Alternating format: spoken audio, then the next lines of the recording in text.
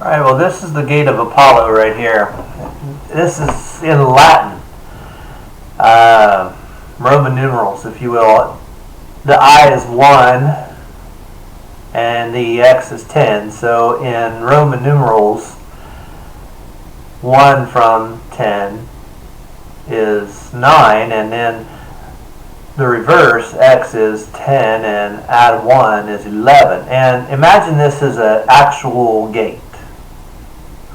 Okay, so the doors, the hinges would be where the 1s are, and it would open between the X's. One gate swinging one way and the other the opposite, and these gates can swing both ways. Okay, so you can go through them one direction or through them the other direction. The gates always swing both ways. Think of this as the actual gate of Apollo. And what does Apollo mean? Does Apollo necessarily mean destruction? Well, it depends. Which way are you going through the gate?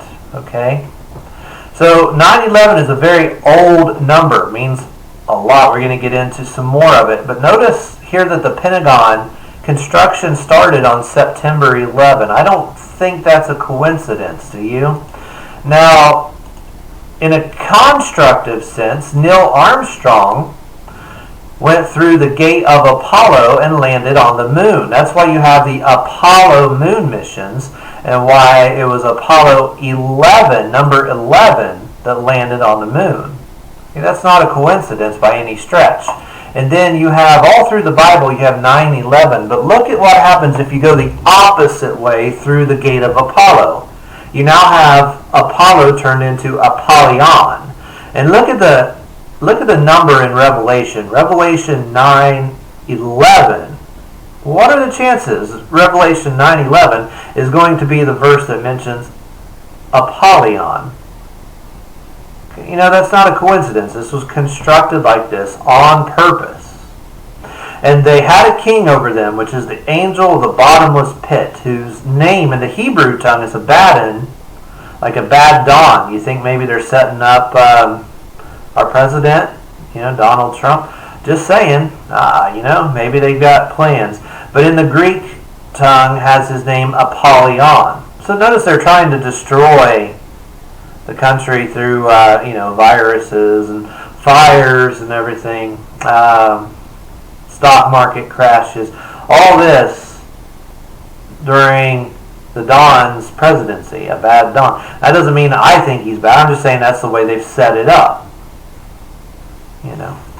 So Apollyon can be bad if you go through the gate one way, or Apollo or Apollyon can be something good. If you're going up and towards the heavens, if you're ascending, then that's a good way to go through the gate. Now these numbers are really old. Okay, here's a book from a long time ago. A lot of these things I want to show you today are from a friend of mine.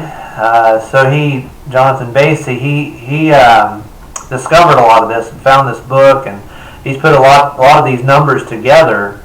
Really smart guy, but he found this book too. So you can see that it says the perimeter of the temple was 3168. That's going to relate to a lot, and talks about the megalithic yard. And I wrote a book about how these numbers are being used right here in Ohio by the mound builders. They're not all evil, though. Okay, this is the thing. It depends how you're looking at Apollyon. It looks, was the temple evil? Well, what was 3168? Let's look at this for a second. Let's pretend this circle in the middle is the earth. If you drew a perfect square as a perimeter around the earth, it would equal 31,680 miles. Just drop the 0. There's your 3168. Okay? That number is pretty important because that's the same numbers that's in Lord Jesus Christ. Okay? And the divisors of which are 666. Or some to it, if you add them together.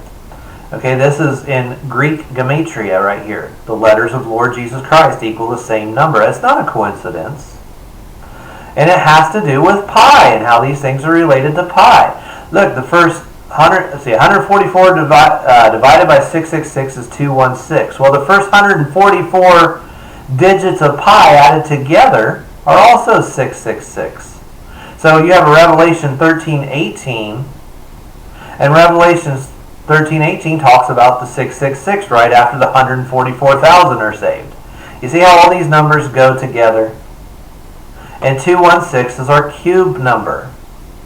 The angles of a cube all added together are 2,160. That's why I wrote the book, Why is the Moon a Cube? Because the moon is 2,160 miles in diameter. And then if you multiply that by 4, 2,160 or 2160 times 4 is 864, the diameter of the sun. Now that takes you straight into your Freemason symbol, which has a square and a compass. The compass draws the moon, which draws a circle, a feminine shape, okay? And then you have your square, which is 4 times that. So they're telling you the sun and the moon, okay? All of which was in the temple. Now, here, look at this. Look how, again, 9/11, 3168 are related. Watch this. Now, let's see, this is Jonathan Basey discovered this. Look, 9 times 11 times 19 is 1881. And when you add the numbers 18 through 81, it equals, look at that, 3168 again. This is why they've been obsessed about these numbers for hundreds, thousands of years. They're all connected mathematically. And this is why we had a girl here in our neighborhood who was murdered on 11/9, the reverse of 9/11. Okay, 11/19 right here. She not 9, 11/19 rather. She was murdered on 11/19 on mile marker 181. And nobody around seems to know why they did that. They did that 19 days after they murdered Hugh's wife.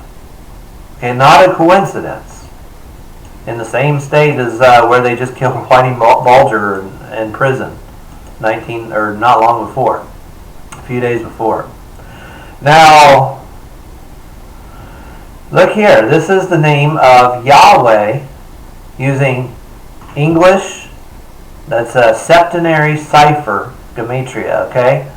This is based on the book of Genesis. If you use the numbers 1 through 7 as a cipher, based on the days of creation, and use that, which is the intended cipher for English speakers to use when understanding the English Bible.